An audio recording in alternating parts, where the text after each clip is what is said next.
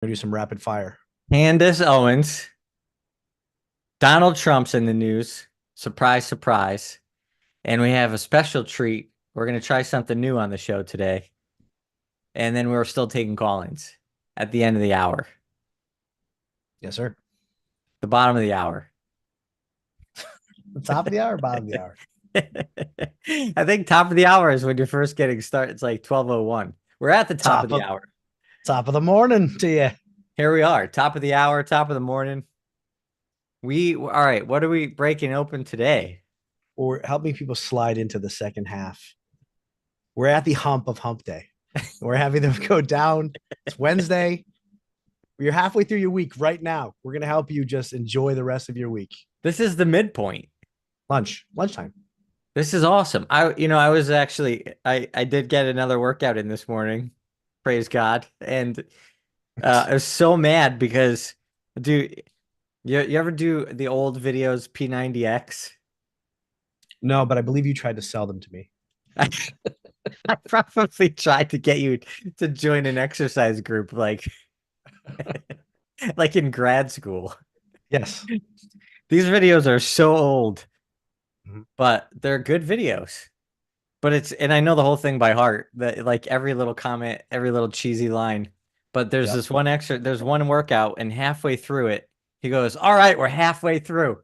And it's a really hard workout, and that's not what you want to hear. No, Like, are right. you kidding me? We have to do like the same amount of time going forward as what we just finished. Don't tell me where we are if we're I would halfway rather through. not have you give me any indication of where we're at in the week right now. So Yes. hopefully, people are not feeling like that's the case right now. Well, we've got our East Coast bias because it's not lunchtime for everyone, right? It's just lunchtime for us. That's true. This is only We're trying to find a time. That'd be good. Leave in the comments when you think we should do this show.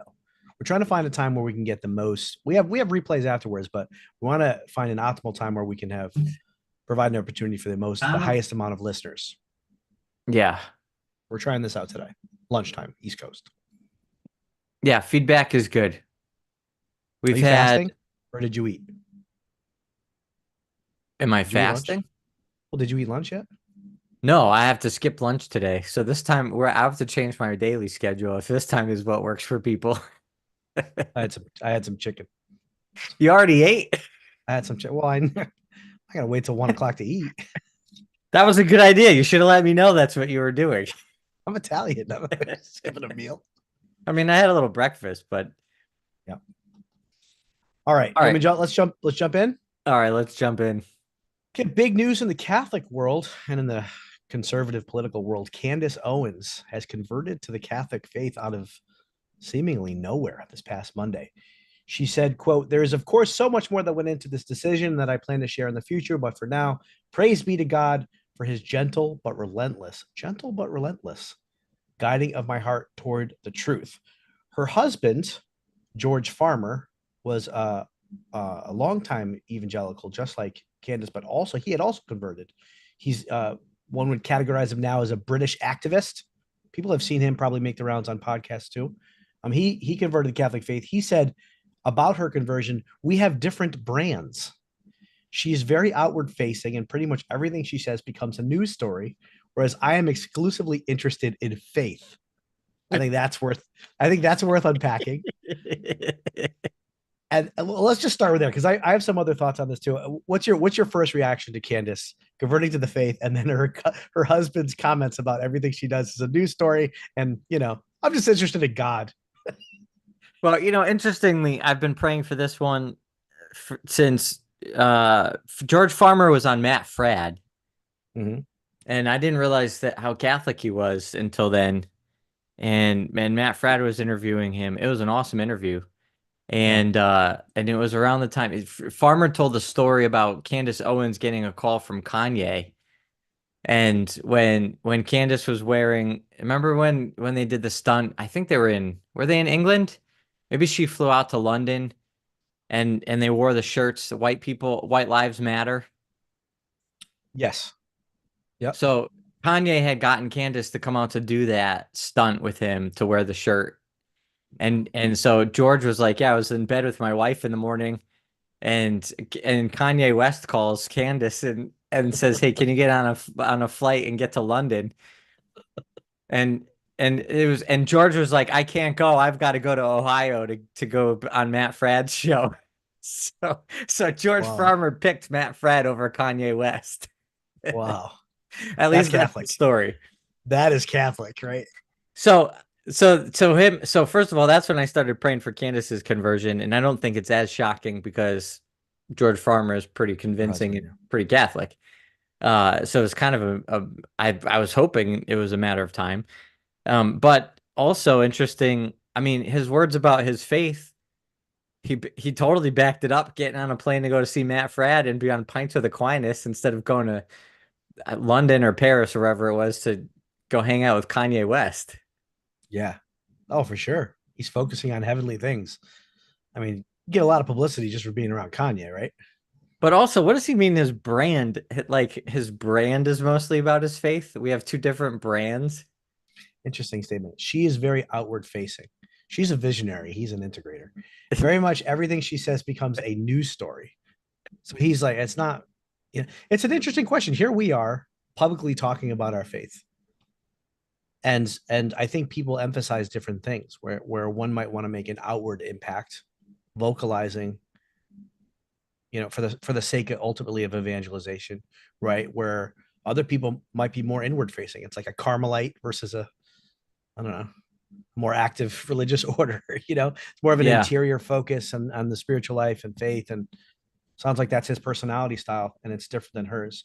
And maybe he sounds like he kind of doesn't really approve of her like putting it on social, making a big deal out of it. I don't know. It's very interesting. But I think about this a lot. We were just talking about Russell Brand and just thinking about all these people and I was actually just praying with this because just trying to think about what God is doing in my heart and moving us forward in Catholic Psych and sort of the business of everything and like how to grow a Yeah. company. Yeah. And I was like, if I was like so successful, like if I put everything into Catholic Psych and Catholic Psych grew and grew and grew and grew and grew, and it's like our mission is obviously valuable and worthy of growth.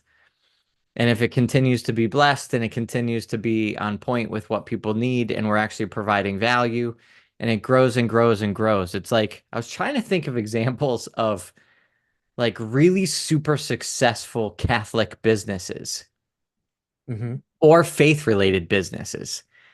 And Catholic then charities. Catholic charities? I mean, it's successful in the sense that people know what it is.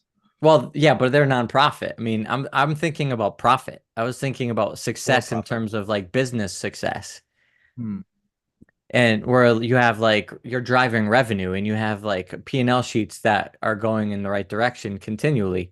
And then it was Right. like when it comes to religion, mixing religion and business, like what's the highest level to reach mixing religion and business?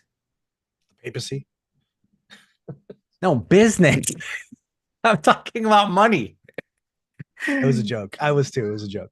Well, I guess that is I that was that was so subtle. I missed it, but it's hilarious. As an aside, I remember when Pope Benedict was what is he ordained? He was ordained the Pope. He got his teeth fixed. He didn't want to, but he did as an act of sacrifice Oh, because he interesting. he knew that he's the public face of the church and he has to represent the church. And he's no Brad Pitt. So he tried to make himself look a little bit more appealing and attractive. I mean, I think there's such a I mean, I don't I mean, you want to talk more about like so what is your thought? Are you just reflecting? Are you pondering? I mean, there is a connection here. It all wraps together with, I kind of thought like, well, actually in business, the highest, like I started thinking of like Joel Osteen Mm-hmm. and like all these like super rich like televangelists and and then I Does it started corrupt thinking about does it corrupt you publicity. along the way? Like the question is like, does it corrupt you along the way in Yeah, order to it's be like corrupt. successful? Does it corrupt you along the way, or is there something like sort of intrinsically? And I'm not of the ilk that says like, well, if it's religion, it should be free or whatever. It's like, no, we're talking about humanity. We're not just talking about religion. Yeah. We're not talking about like making money off of catechesis and evangelization. That's obviously not what we're doing. We're psychologists. Right. We're Yeah. psychologists, but still it's like, but we're branded in this way. So you brought up branding and this made me think about this. And I was thinking maybe George Farmer, I don't know what he actually means by what he's saying, but maybe he's onto something. Mhm. You know, maybe the brand should be faith and then just being faithful. Like that's the brand. I was like, wow, maybe we should make money. I was like, I was thinking about I know somebody who made a lot of money supplying truck stops with like convenience store goods. You know, Mhm. and basically, if you go to like any truck stop in in the country, if the rest stops where you have the convenience store, you could get AirPods and the stuff all for your car or whatever. Like the Yeah. guy who supplies all of that, Yeah. this is like a billionaire, but like super faithful Catholic. Oh, okay. It's like, and he does a lot for the church and he does a lot for the world, but he makes money supplying truck stops, like not anything related to the faith. Right. So, Maybe it's so, better to separate the two. so what are the implications for my job? What I are you, mean, what are you talking we'll keep doing the radio show for now. about? Okay. Ladies and gentlemen, this is our last show. Our visionary Dr. Greg Bottaro has had a conversion of heart. Thank you. See you on the I other don't. side of heaven, hopefully. See you in purgatory, everyone. See you in purgatory.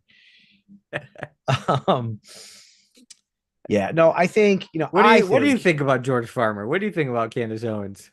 well, I mean, I want to talk even more about this in a moment, but I think, and I guess this relates to what I want to talk about. I think when you're trying to live your life of faith and you see what's going on in the culture and everything seems to be antithetical to your values, that can be discouraging.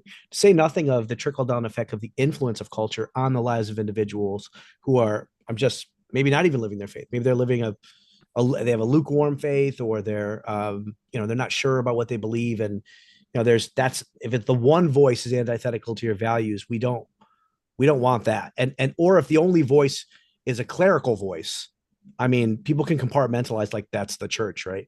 Like I think there is a power to having a witness, a non-clerical witness in the public space for Catholics to be able to uh, look to and to follow. I mean, our show is based on the premise that we want to help people make sense of the world from a Catholic psychological perspective. Nobody else is doing that. So where are people going?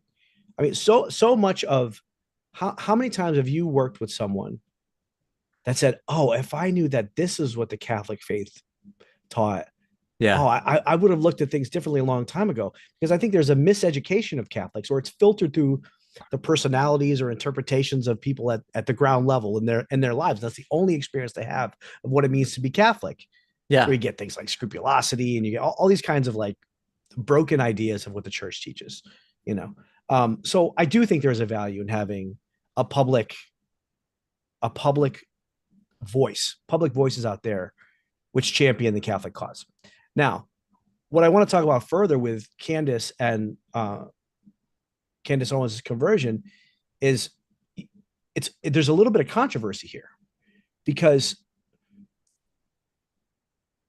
people have come to, I think there's a growing interest in independent media out there because people have lost faith in cable news.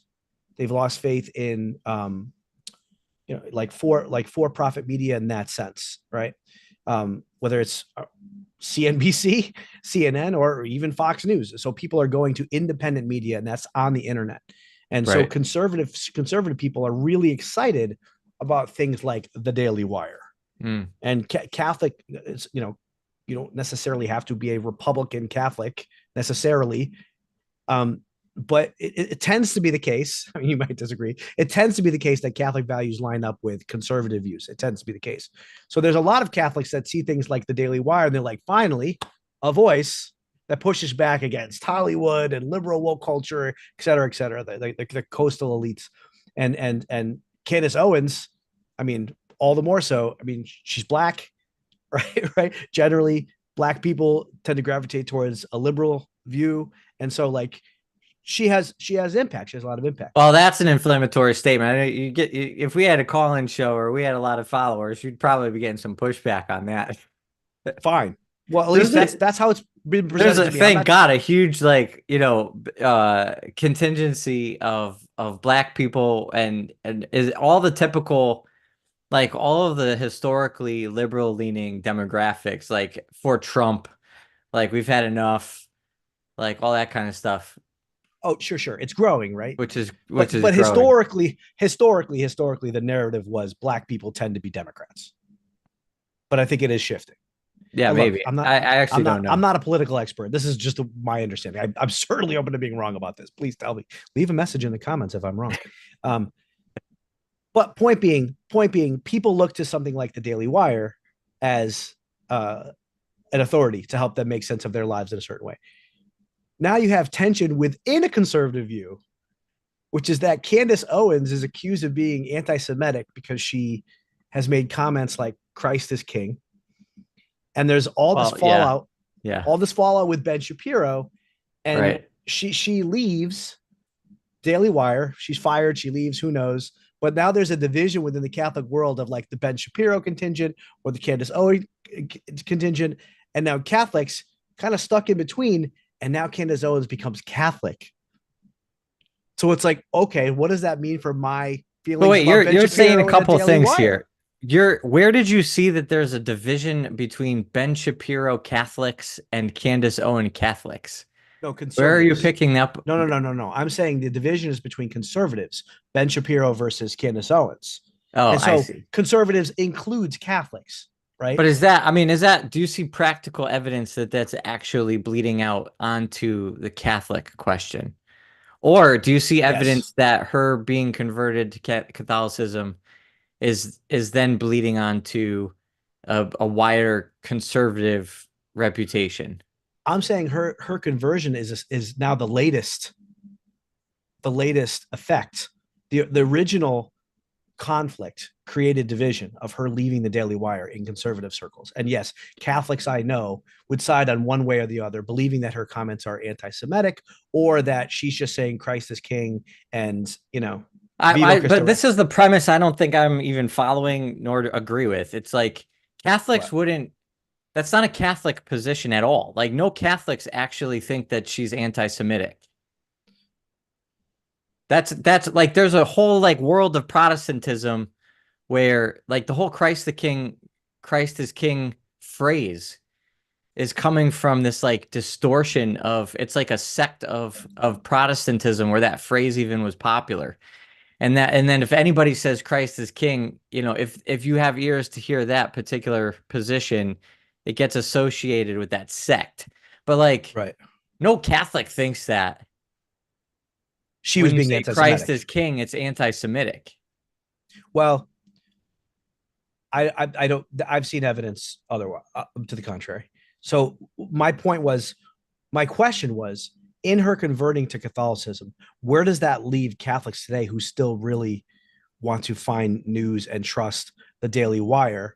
Because it would seem that because she's Catholic, that divides people even further. And you have to go with the Catholic person, not the Ben Shapiro position. I've seen people react to her becoming Catholic.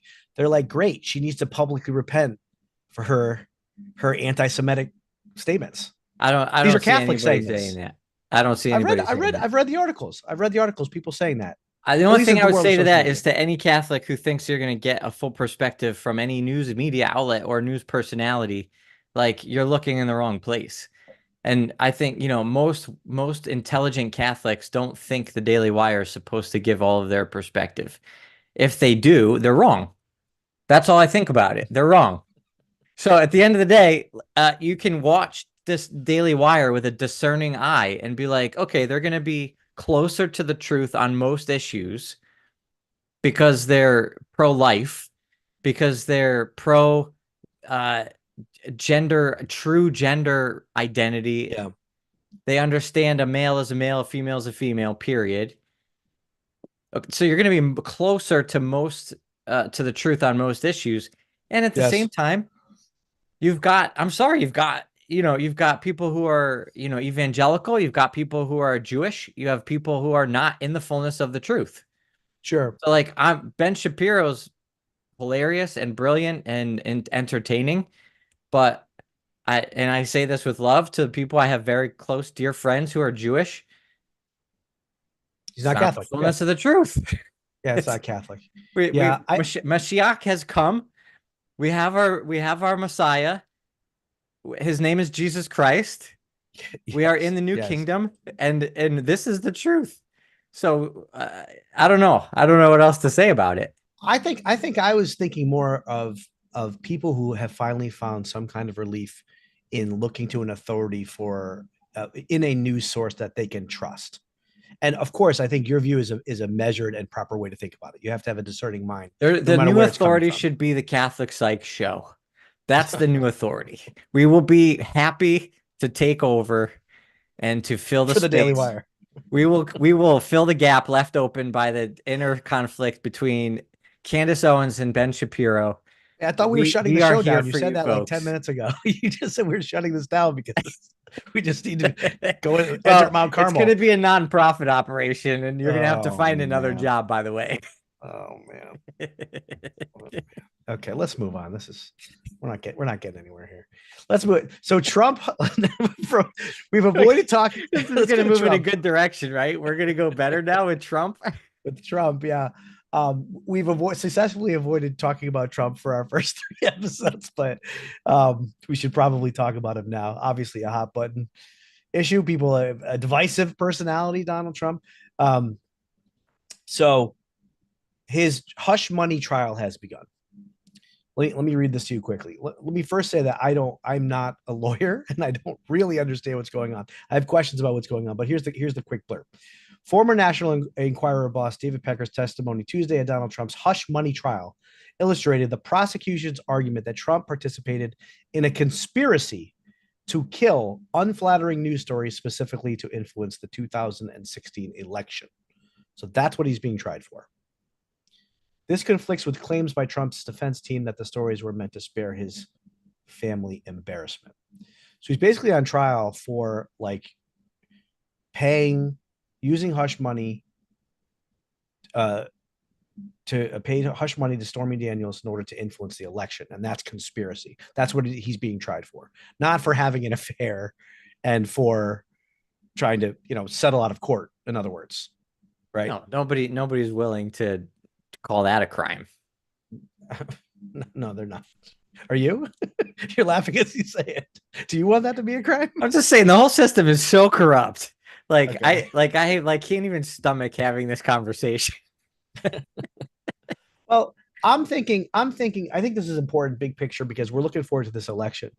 And I don't think we give enough attention to the sort of visceral, emotional reasons why people vote for others. I want to be I think it's depersonalizes things when we say the left and the right. Like I want to think about actual conversations where I've had with people that hold these positions. And what I've discovered is that the line between the aisle is so far away from each other. It like divides people so much where a friend I was talking to on the left is like, Trump is a criminal. He's a criminal. No one's ever going to vote for him. He's not going to be the new president. And then I talk to conservative friends that are like, Biden is so old. He can't even complete a sentence. Why would anyone vote for him? It's like the assumption on either side that these kind of not that it's superficial that he's a criminal, but we're not even talking about policy issues. We're talking about like this visceral response to their like character presentation is going to sway the middle to elect our next president. Do you have any thoughts on that? The psychology of it? I mean, the psychology of it is so brokenly sad and it's horrifying where we're at as a culture sociologically. Like we can't possibly get through this unscathed. Like This there's no election? chance, huh? This election? Where we're at culturally, I don't know about this election one way or the other. Like there's Yeah. no way that culture can progress through the moment where we are in history without a significantly deep correction. Like there's no way. Yeah.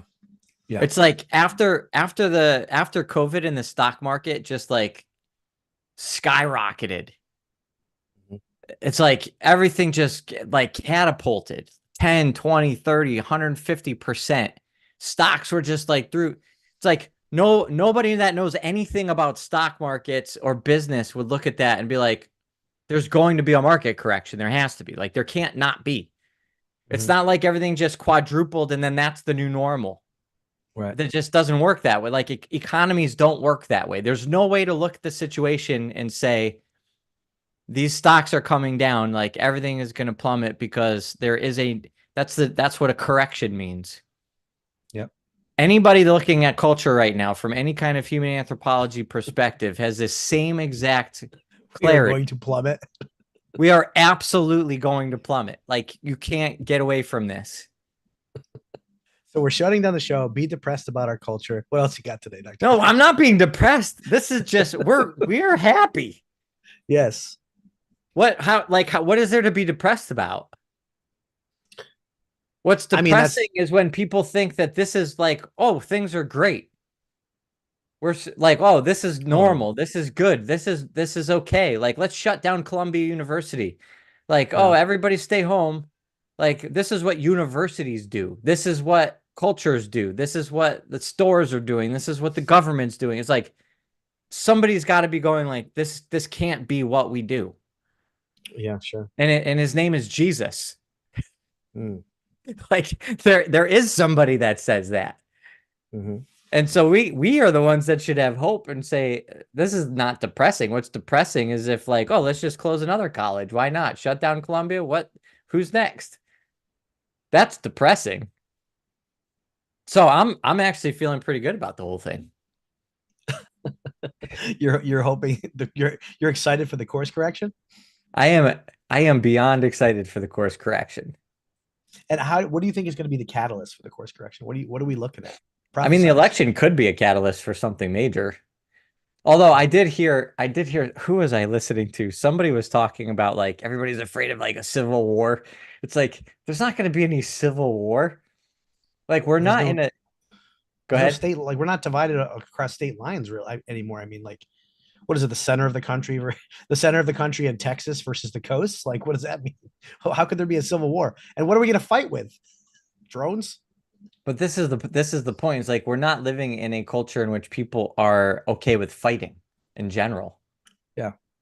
Like True. you're not growing up like on the frontier or Some people are like, yeah, in the middle of the country. If there the was a people that'll civil win war, the people that'll win the war. the Civil war. ones who with the guns, The ones with the guns, yeah. who can stomach a paper cut without, crying about needing safety and resources diverted their way.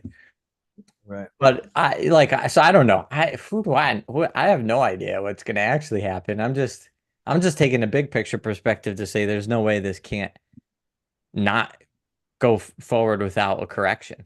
Like there's absolutely Yeah. going to be a correction. But the Trump Yeah. stuff is like well, do you have a thought on that, or I took us way off track? So you want to get back on track, or do you have a comment on that? Uh, um, well, um, I want to make sense of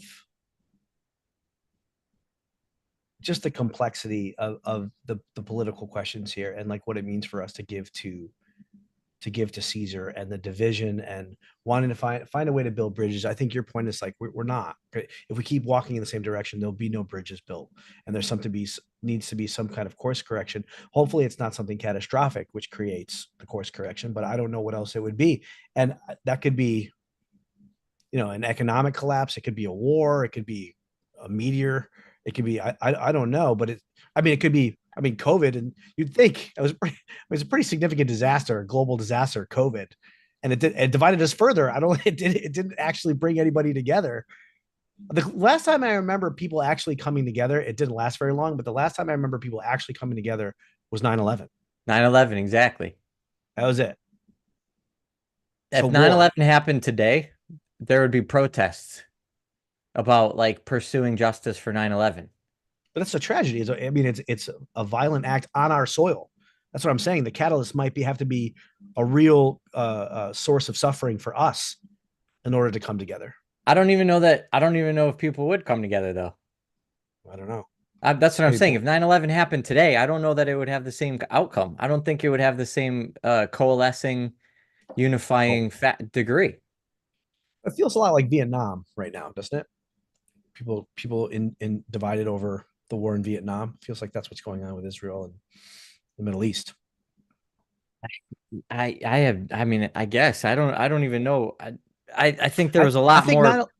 but 9/11 was closer to home. I think that's what was different about than the foreign war. Yeah, but also That might make foreign a Vietnam difference. is a whole nother category because I mean that's a little bit more like Iraq too, where it's like what are the interests and there are significant government interests meddling with things that are not actually just.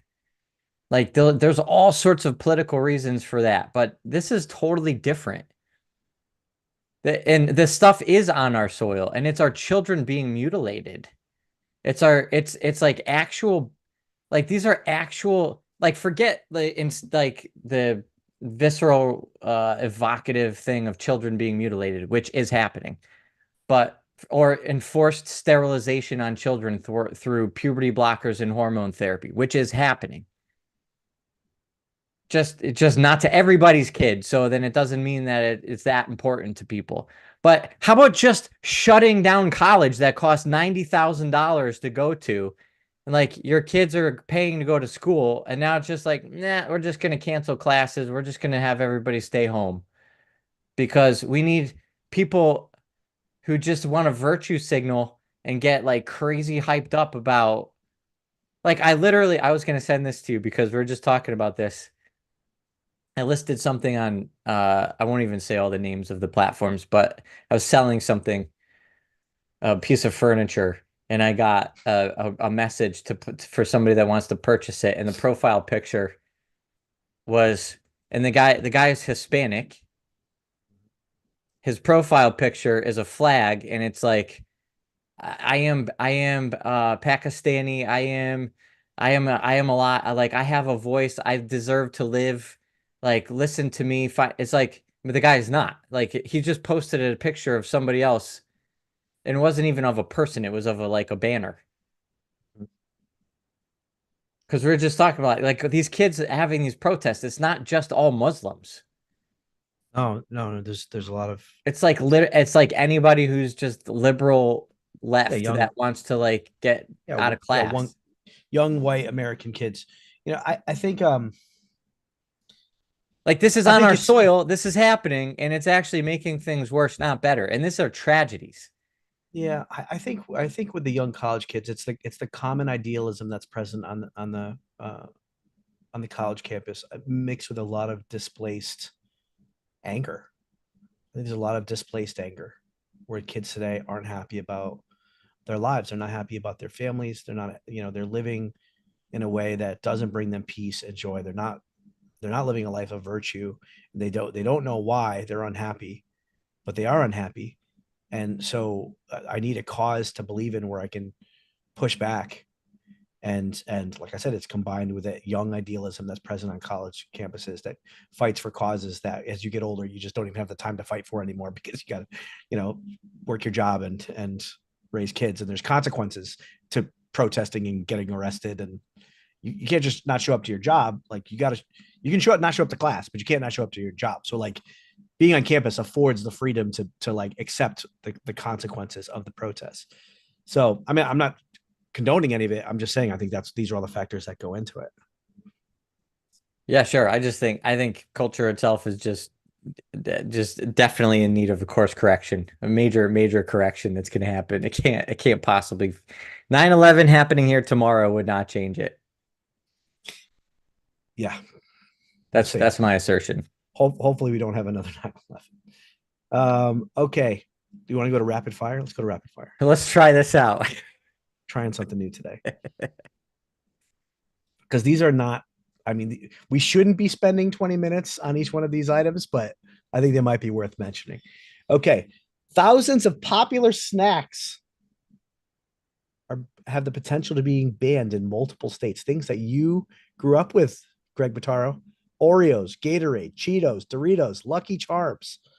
There are all these dyes that are present in these foods, and there's discussion about them being banned. Quick reaction. What do you think about this? How do you feel about taking Oreos away from your children? I'm torn. I'm part of me is happy about that, and I think that our food situation in the US is disgusting and it shouldn't be legal in the first place, just like it's not in Europe. Yeah. But the other half of me, the other part of me doesn't trust for a second the government who's making these decisions right now, and I don't trust any of their intentions nor their understanding of science. So it's hard to get on board with any of their decisions right now. Yeah, I mean, from what I understand, that there's been an effort to ban certain food dyes for a long time, but then lobbyists in Washington from the major companies like don't allow it to pass. But the science is saying things like these dyes include links to tumors, DNA mutations in blood cells, lung cancer, kidney tumors. What else we got here? Cancer, hyperactivity, more cancer, all these things and stuff that we just grew up with. It's kind of crazy to think maybe we were being poisoned all the way along. Oh Right? no, we were definitely being poisoned. Yeah. Yeah. Absolutely. So stay away from the middle of the grocery store. Like everything in the middle is dangerous. Like just stay on the outside, the produce section, the butcher, seafood. That's fine, depending on the grocery store. But you don't want these processed foods. Okay, Walmart is now charging you to check out. $12 a month or $98 a year for self checkout. And they're also very selectively reducing the amount of available checkout areas. So there's less of them, and it's going to cost you money. They started replacing humans with these self-checkout machines to save money on payroll, but they found out that they've lost a tremendous amount of money because people are stealing.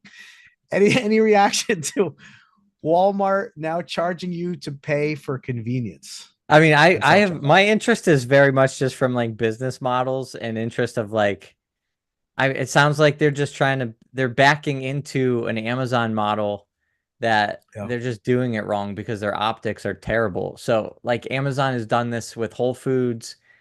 Amazon did it correctly by providing a subscription-based service, free shipping for Prime customers, and then you get all these other benefits.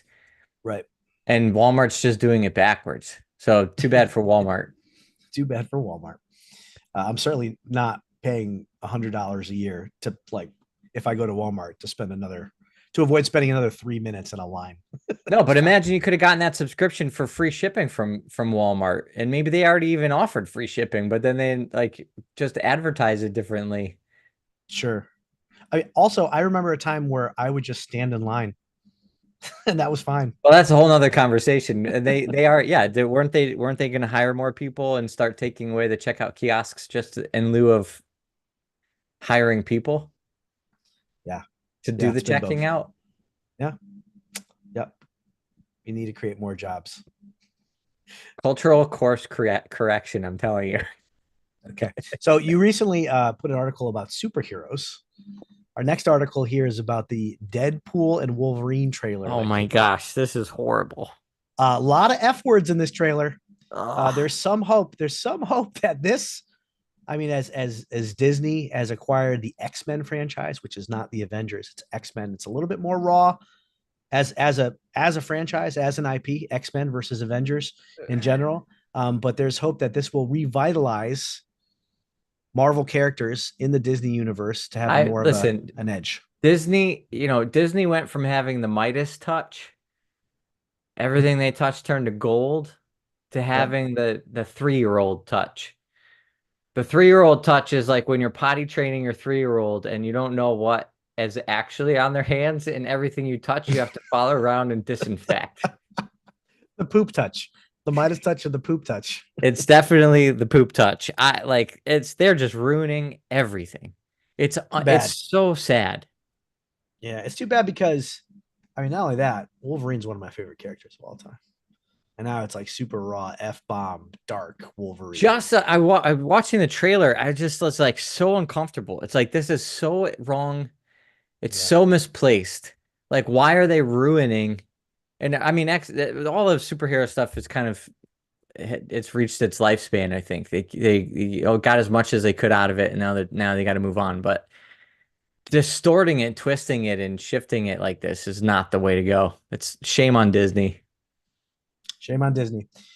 New passenger train. I don't think we even talked about this one. New passenger train, a $12 billion passenger bullet train linking Las Vegas and Los Angeles area was dubbed the first true high-speed rail in the nation on Monday, with the private company building and predicting millions of ticket buyers will be boarding trains by 2028. Millions of ticket buyers with easy access to Las Vegas from LA. Any thoughts on that? I was just thinking. I was hoping you were going to tell me it was underground. It was the boring thing from Elon Musk that he built a tunnel because that's his thing. Isn't he doing that is it to Las Vegas? Is it in his plan? I'm not sure. This is an electric high-speed rail line. It's electric, so But it's above ground. I believe it's above ground through the desert. I mean, access to Vegas. I mean, it's great for Vegas's growth. CatholicPsych Vegas. We got to go evangelize down there. Is Vegas growing? I don't even know what's growing. Yeah, they're putting new sports teams there. You know, there's going to be an NBA team coming there. There's an NFL team there. I mean, it's not that far from LA. Isn't Mark Wahlberg and Mel Gibson building a movie studio outside of Vegas? No, that's not true. That was fake news. That was fake news? Yeah. No way. It's fake news, yeah. I saw pictures. I saw it on the internet. No, they're not. They're not starting a studio together. Really? Yeah, it's fake news. They got you. It was one or two posts, I think. Yeah. I obviously didn't spend enough time actually fact checking. Yeah. Okay. So now, you want to keep moving? Let's keep moving here. So you sent me this article. I'm not sure what is to be said about this, but I want to include it because you sent me this article. It probably wasn't for this. Okay. Do you not want me to bring it up then? I don't remember. All right, let's bring it up, and you can tell me if it wasn't for this. Gay couples at greater risk for climate change? Oh, I was just laughing. Okay. That was just the news headline. These effects include wildfires, floods, smoke-filled skies, and drought. Same-sex couples disproportionately live in coastal regions and cities. This is a UCLA study, by the way, which are why are they studying this? Which are more vulnerable to such disasters. They're also more likely to live in areas with poor infrastructure, worse built environments. Cultural course correction. Okay. Welcome, host. You are now in the host room and can manage your callers from the call-in studio web interface. That means, folks, we are ready for call-ins. Well, until we get a call, I'm going to do one more item. Do we have a call? No, we don't have a call. Not yet. Anybody that wants to call in, we're going to put the number in the comments of whatever platform you're watching, but we are at 860-530-6074. 860-530-6074. Give us a call and tell us your thoughts on any of this nonsense. Okay. Taylor Swift backlash. We bumped Taylor Swift from our Monday show. She was going to come on as a guest, but we didn't have time for her. So we want to at least give her a nod and talk about one of her songs that she came out with. The name of the song is I Hate It Here. It's a great song title. The lyrics of the song say, my friends used to play a game where we would pick a decade we wish to live in instead of this one. I'd say 1830s, but without all the racists and getting married off for the highest bid. A follow-up line says, everyone looked down because it wasn't fun. Now seems like it was never, ever fun back then. Nostalgia's a mind trick. If I'd been there, I'd hate it. It was freezing in the palace. So the point of her is to say that it's always been terrible. That's the point of this song. And she's catching a lot of backlash on it and criticizing racism, which is a fair criticism, obviously. Why is she catching backlash? What's wrong with her? Who did she trigger? I think there's a lot of I think by saying that the 1830s were filled with racists and people getting married off for the highest bid, like people didn't like the optics, not the optics, but what's the audio version of optics? Like how that sounded. It's a real liberal anti-American. It's like an anti-American sentiment. It's like there's question about whether or not about the presence of racism in the 1830s. Well, just that she's highlighting it. It's like feels like she's virtue signaling. I mean, people from a conservative standpoint, Taylor Swift can do no right. I guess. I don't know. When you What do told you me the think? name of the song, I was like, I could go with this. What's this about? I hate it here. Course correction. Nostalgia is a mind trick. I think it's an interesting poetic take on, longing for a bygone era in which there were problems there too. Well, I totally, that's for sure. I mean, we know that psychologically, and we're not even talking about real memory. We're talking about cultural memory and the passing on of narratives and the fallacies and flaws of history. I mean, there's a lot wrapped up in nostalgia, but it's not like the same thing. Nostalgia is typically we're talking about the memory of like your teenage years or growing up at a certain house or summer Yeah. vacations at a certain place, and then how your memory is colored by certain sentiment, and then the sentiment overrides the actual details of your memory. So Yes. we're always misremembering real facts. Yeah, I think it has to deal with the distress you feel right now. It's like a defense mechanism of escapism. It's like, I want to get out of here. I want to get out Right. of this. And oh, if only I had been born back then, I would have been happier. You hear that a Right. lot. Right. I guess it's in some ways it's like an anti-traditional conservative viewpoint. She's saying like it sucked there too, all you conservatives that want to go back in time. Yeah, it's funny to have to I don't know that I really agree to like wrap everything up in like, is it a conservative or a liberal viewpoint? Like, why does it have No, to be either way? Why isn't it just Taylor Swift's poetic expression of her thoughts and feelings, and then some of it is good, some of it is probably garbage, and I mean, so it certainly can be just that. It could be just her making a poetic statement. I do think that there is a contingent of conservatives out there that want to return things to a previous time in history for sure. I mean, you see that especially in the men's movement, returning to the whether it's I guess I don't know. I feel like you're just kind of wrapping things up with the same labels that are sort of part of the problem with, like, if I talk to a I am the conservative problem, I think. person, if I'm like, hey, Brian, do you consider yourself a conservative? Yes. Okay. Do you want to go back to the way things were 150 years ago? Um, do I get to bring my i9 processor with me? Then no. Then no, I don't. But like, I don't know how many people I can sit down and have that conversation with individually. Be like, do you consider yourself conservative? Right. But what do you think about this particular issue? And it's going to be like, well, because I'm conservative, I think this, and I'm going to put myself into a category. Yeah, it's true. That's what I was saying before about saying the left and the right. It depersonalizes it. And like Right. people are arguing with ideas rather than actual people. That if they were sitting across the table from looking at them in the eye, there may not be as much tension as one might think. The anonymity of Right. the internet is a dangerous thing. It creates space for people to not deal with interpersonal consequences. And so the force of their argument intensifies. I know people that have lost friendships over on Facebook. It's ridiculous because of arguing on Facebook, and they were friends their whole lives before that. And then with that Yeah, distance, I mean, I know a lot of people like that. Sure. so Absolutely. Actually, somebody commented on here there said, what was it? It was funny. And I'm hoping that uh it was a satirical comment. On YouTube, John says, you're stereotyping a lot of information, which is microaggressive.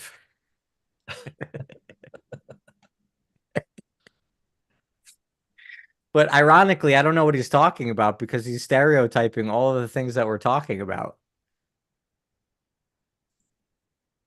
who's stereotyping? I am. No, John, in his comment, he's just grouping together all of our comments. I don't even know which particular comment he's talking about. Oh yeah, yeah. I wish they had timestamps so we knew when he said that. That was at 12:20. He's probably long gone.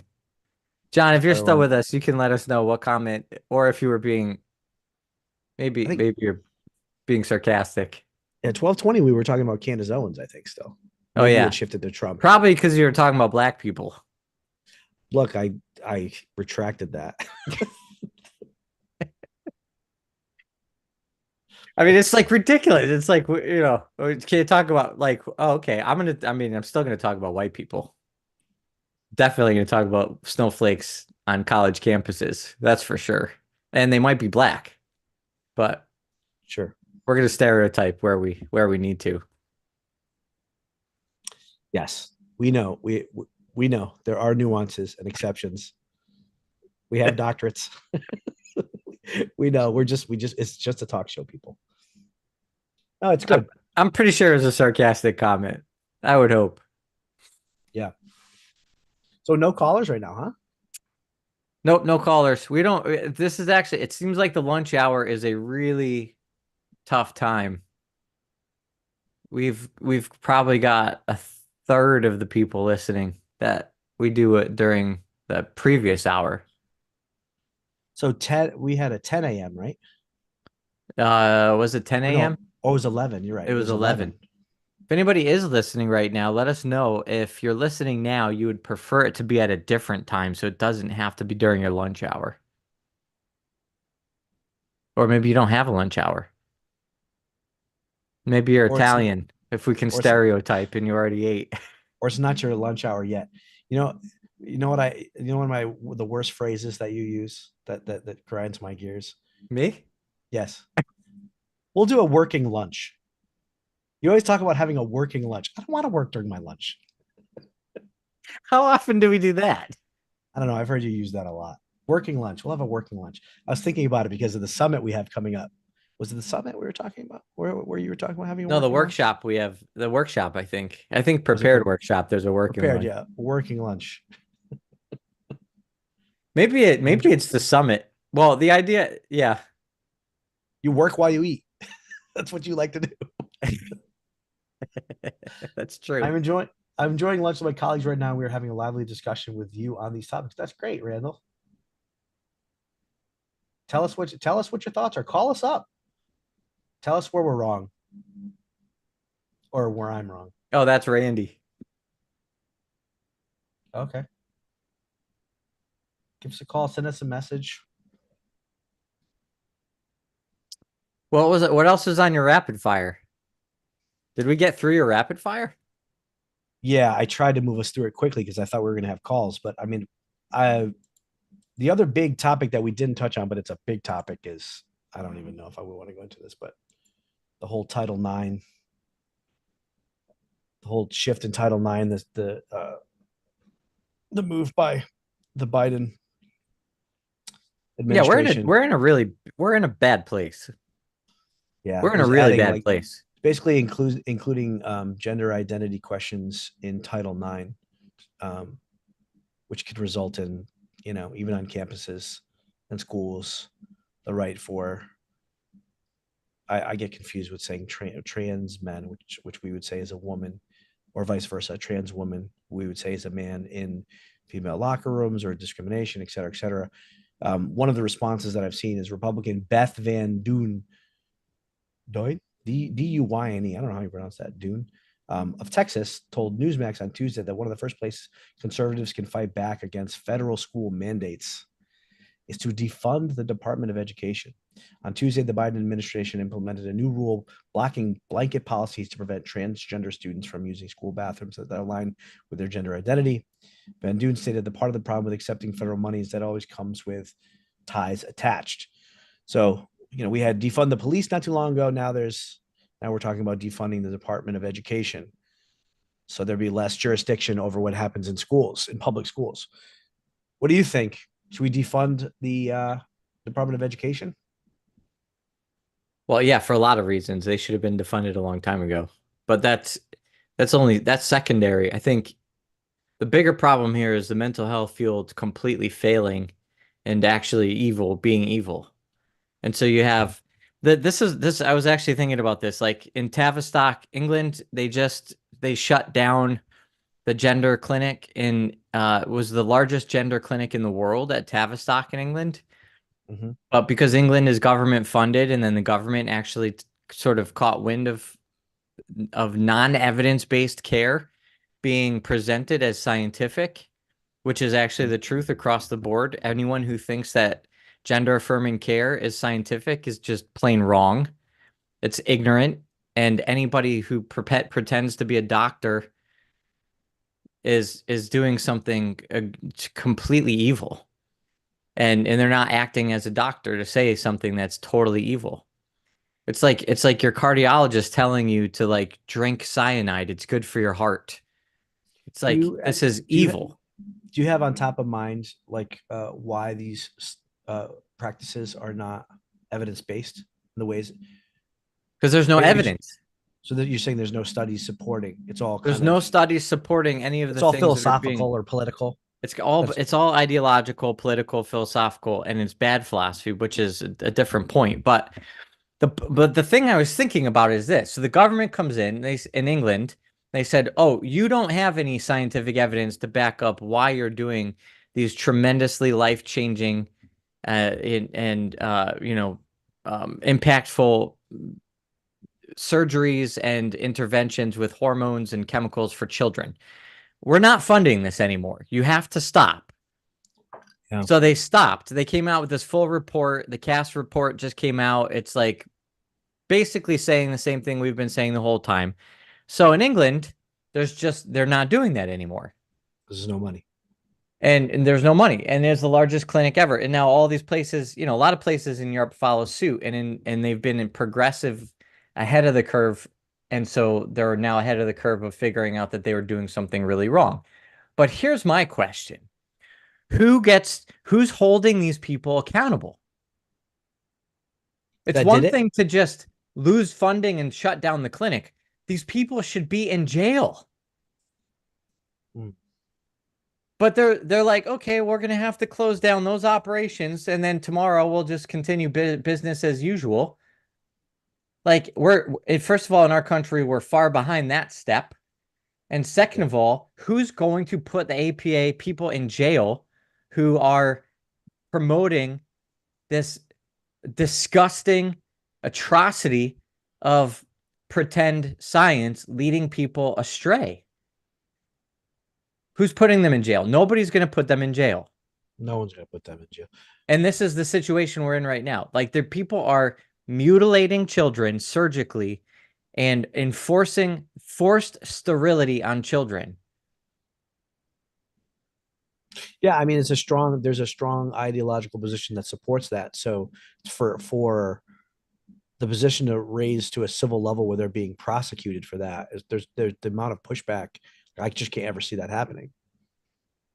Even the professional organizations that regulate the licenses of these people are largely influenced by an ideology that conflicts with our values, or what we would even say is right. So, I mean, there are individual court cases. There are individual lawsuits against individual doctors that are actually succeeding. But yes. which is like, it's more sort of a contradiction to the whole system. It's like more irony. Yeah. It's like, how does this whole thing, it's like OJ got off on his initial trial, but then he had like a civil judgment against him. Trial. Right. It's like, how does this line up? Anyway, I heard what I heard the other day about OJ was that his trial would have gone very, very differently today because of the knowledge learned about CTEs, traumatic brain injuries, brain injuries that are a part of just playing football. Naturally speaking, like it doesn't matter. Your brain is going to be affected by playing football. And that would be the defense, was that, I mean, this happened. Oh, that's interesting. There's actually contrary evidence to that as well. That's a whole nother topic. Oh. I met with a Catholic psychologist from Australia, and he did his whole dissertation on the fallacy of traumatic brain injury in sports. And he's saying like it's basically another political agenda. Where there's no evidence. There's actually no evidence. Anything as true ever. But think about this. Eggs are good for you. Eggs are bad for you. Like it's everything flip-flops. Here, have a nice, delicious breakfast with your Lucky Charms. Turns out it's listen, poisoning you. I look at Like, this is it, what, man. who knows what is true? This is so disheartening for me. This is like I actually watched the whole Cat Williams Joe Rogan interview. The whole thing. The whole thing was a conspiracy theory after conspiracy theory. But I thought this was fascinating because I bought the whole traumatic brain injury thing hook, line, and sinker. And this doctor told me, he's like, all the research shows is if you study the brains of professional American football players, you can see some of these patterns, but that is not at all what is being used as an agenda for like most kids in high school sports. And so he's saying basically like there's no kids in high school sports that are getting traumatic brain injuries from playing football. He's like, actually, it's obesity and and screen addictions that's actually causing all the problems for kids and young adults. He's like, more kids need to get out on a football field and start banging their heads around. Like that's actually what's good for kids. Isn't the life expectancy of football players like far less though? Pretty sure it's like the average is like, I don't know. We gotta wrap it up for today, but that's a whole nother professional question. football players. I guess the Car question accidents, drug addictions, like all sorts of stuff is it's a whole different demographic of human. Okay, so we're closing down the show. You should be depressed about the state of our society, and you can't know anything. You can't trust anything that you know. Jesus is Lord and Savior. We did some work today. That's all I need to know. Christ conquers. He does. All right. Have a great day. See you next time, I think.